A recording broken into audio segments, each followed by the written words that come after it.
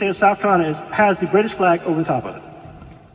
On top of that, the Loyalists are rampaging across the state, or the colony at the time period, trying to get even with all the Patriots who they felt treated them bad when the Patriots took over.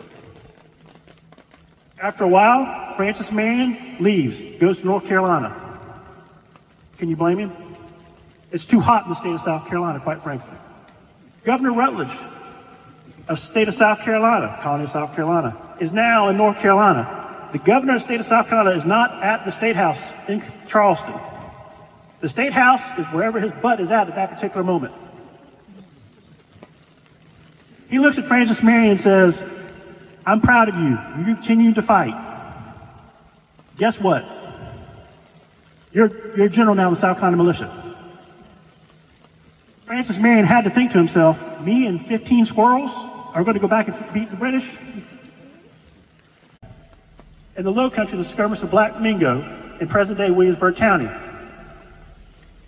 He came back when nobody else did.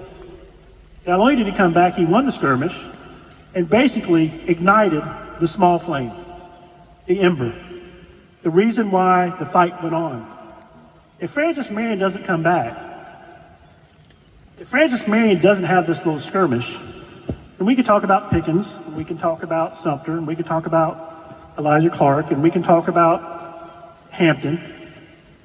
But if Francis Marion doesn't come back for that, if he doesn't bring that ember of burning liberty to the Low Country, to the state, to the South, to the country as a whole, are we here today at beautiful Belle Island remembering this great man who sat there at one moment and said, how do I move forward through this?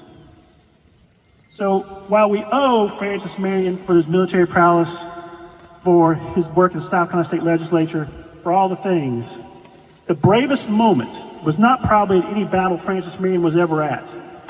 His bravest moment was when he fought there with himself, how do I move forward with this, not knowing if?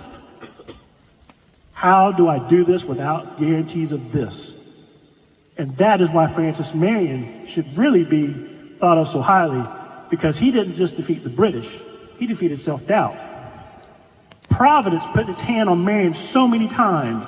How could you not love a man who literally was willing to risk it all for you?